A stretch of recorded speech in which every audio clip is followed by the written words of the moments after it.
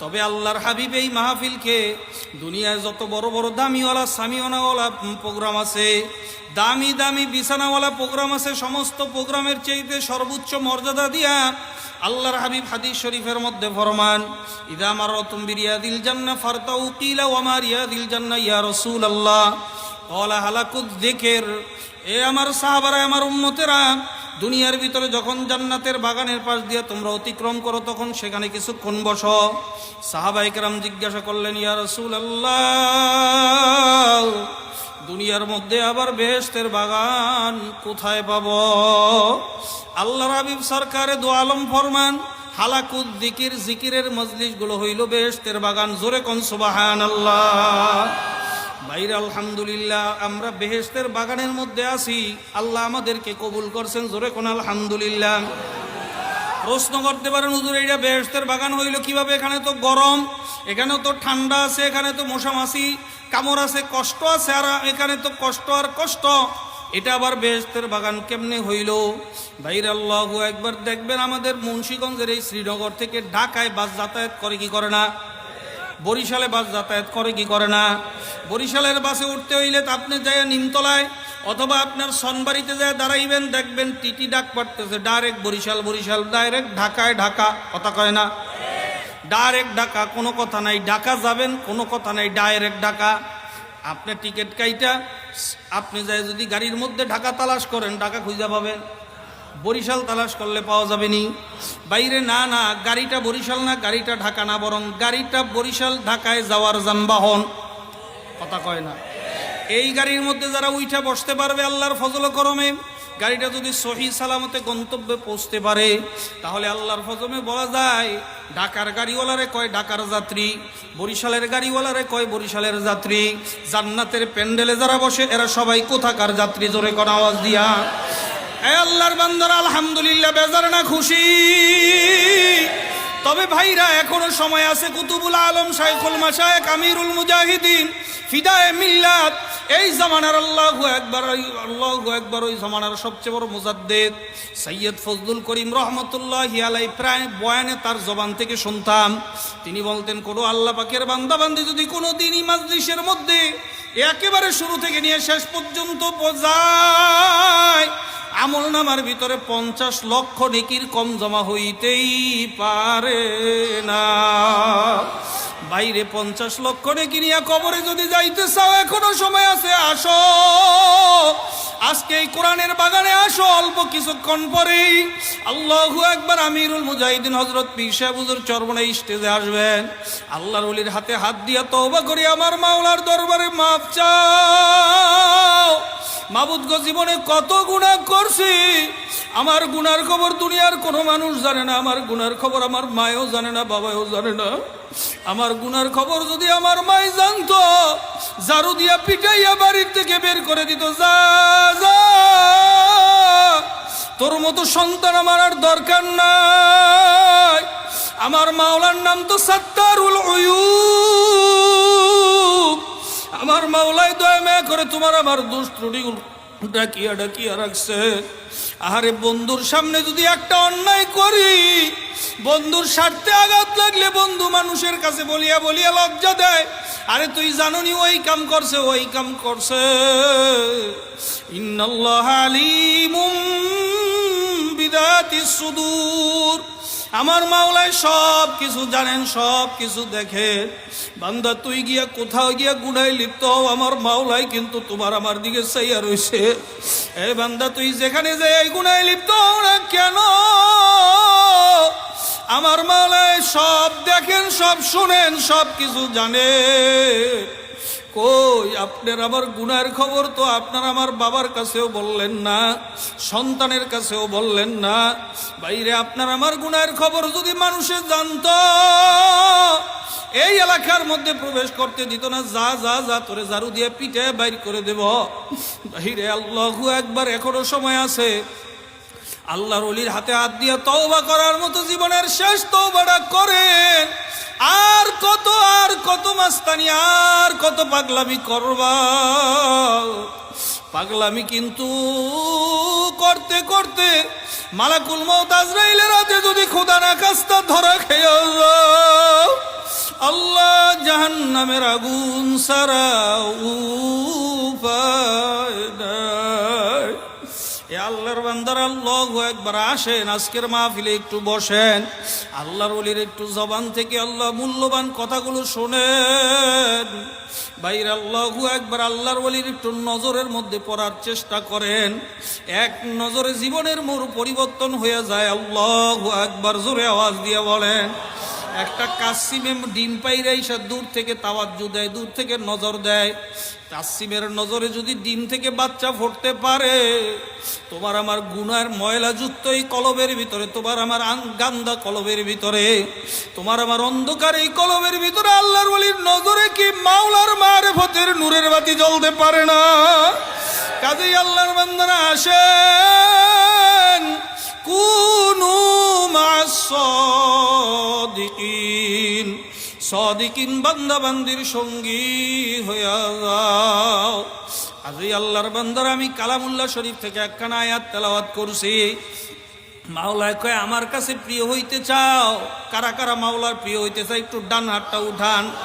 আল্লাহ আপনাদেরকে কবুল করেন, জোরে কোন আমিন। প্রিয় হইতে শুধু দাবি করলে হবে না, প্রিয় হওয়ার কাজ করা লাগবে। কথা কয় না? প্রিয় হইতে দাবি করলে হবে না, প্রিয় হওয়ার কাজ করতে হবে। মাওলার প্রিয় হওয়ার জন্য সবাই তো দাবিদার।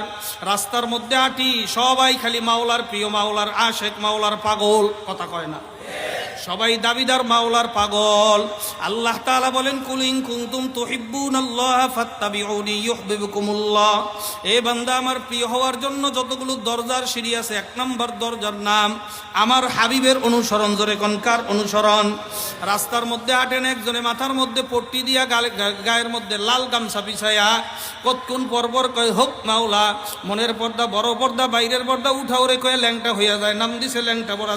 চাঁদপুরের বেলতলিতে আমাদের মুন্সিগঞ্জের অনেক ভাইরা না বুঝার কারণে ওই বেঈমানদের খপ্পরে পড়ে ঈমান আমল হারা হয়ে যাইতেছে। কথা ঠিক না বেটি? আমার কলিজারা ভাইটা যায়। আমার বাড়ির পাশেই মুন্সিগঞ্জ লঞ্চ ঘাটের একেবারে নদী দিয়া কত মানুষদেরকে যাইতে দেখি, তখন কলিজা ভাইটা যায়। মন চায় ওদের হাতে ভাই ধরি, ভাই ওদিকে যাইস না, জাহান্নামের আগুন ছাড়া উপায় নাই। আমাদের তো কপাল ভালো, মানুষের দাওয়াত, মানুষের দিনের দাওয়াত দিলে মানুষে ভালো জানে। চা খাওয়ায়, হাদিয়া তৌফা দেয়।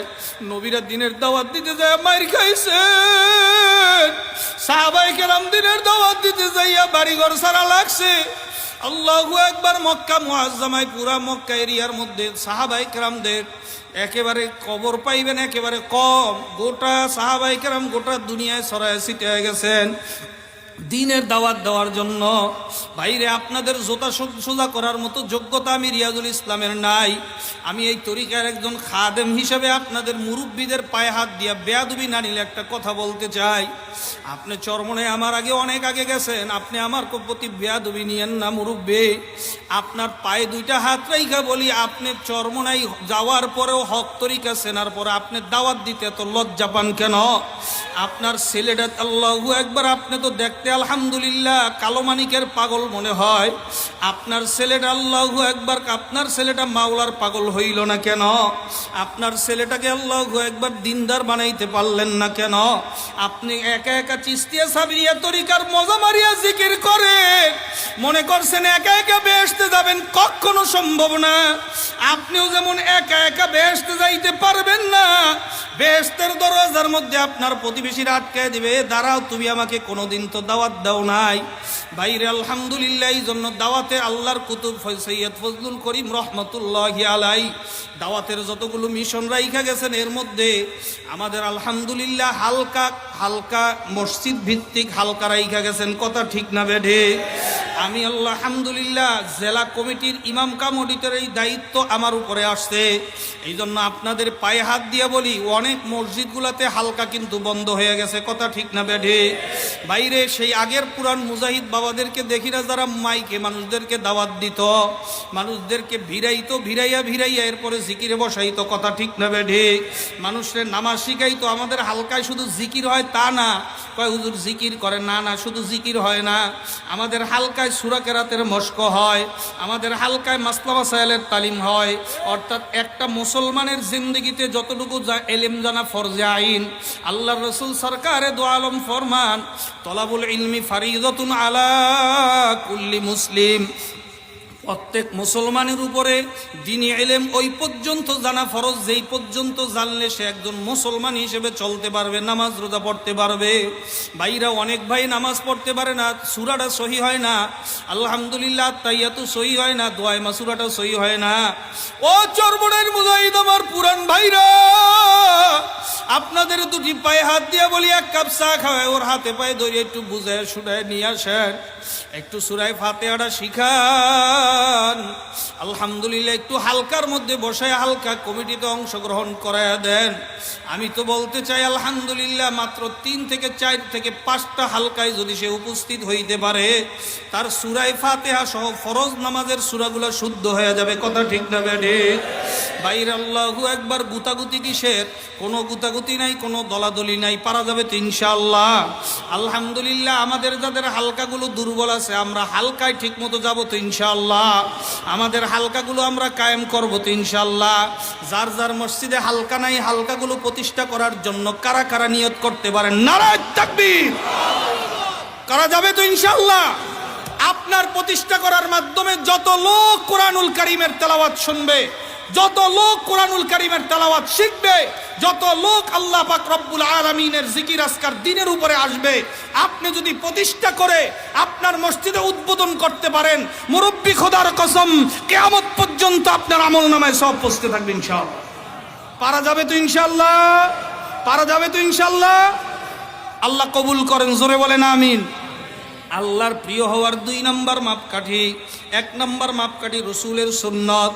আর আল্লাহ তাআলা কোরআনুল কারীমের মধ্যে বলতেছেন লান তানালুল বিররা হাত্তা তুনফিকু মিম্মা তুহিব্বুন।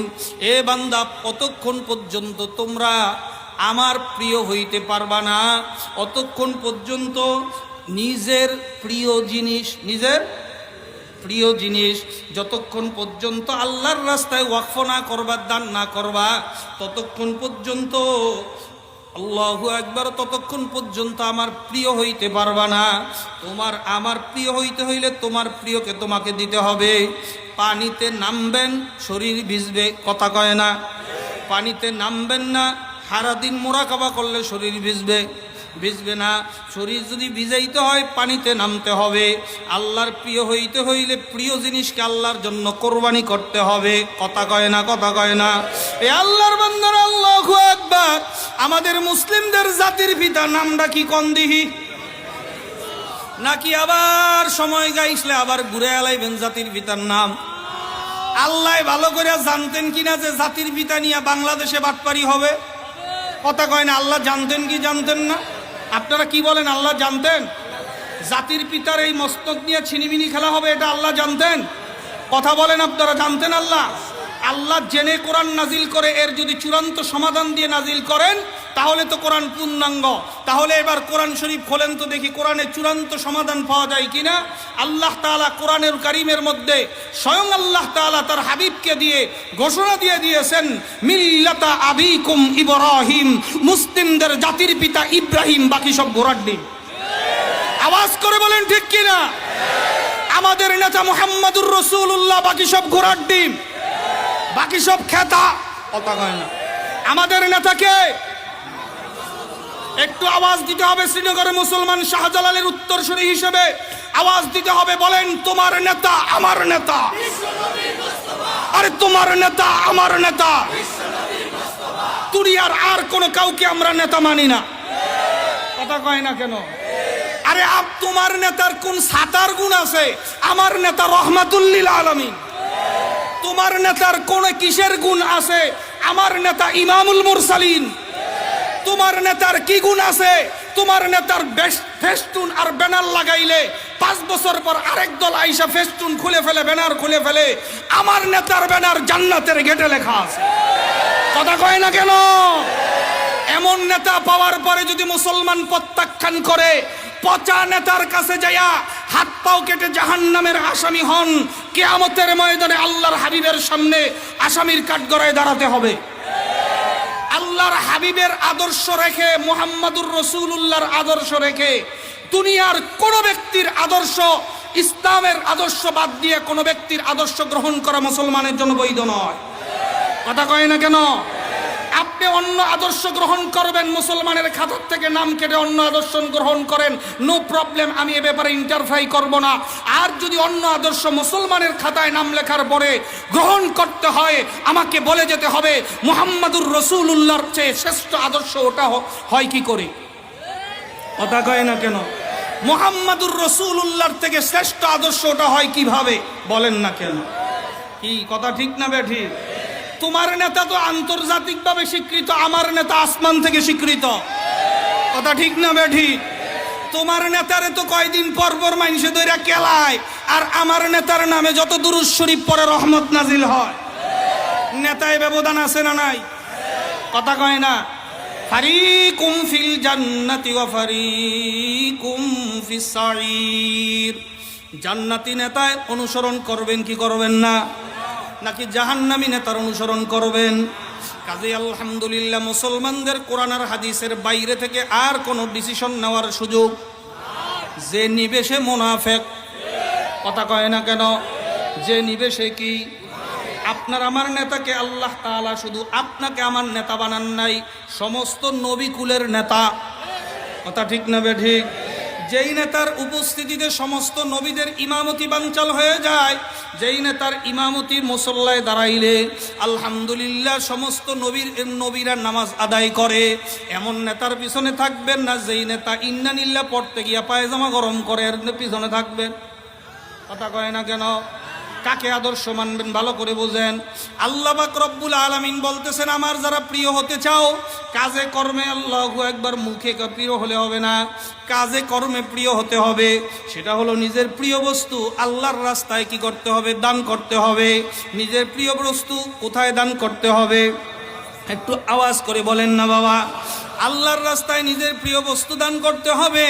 মুসলিমদের জাতির পিতা হযরত ইব্রাহিম আলাইহিস সালাতু ওয়াস সালাম নিজের প্রিয় বস্তু স্ত্রীকে আল্লাহর রাস্তায় আলহামদুলিল্লাহ আল্লাহর হুকুমে বিসর্জন দিয়া স্ত্রীকে বনবাসে রাইখা আসলেন, আমার মাওলার প্রিয় হয়ে গেলেন।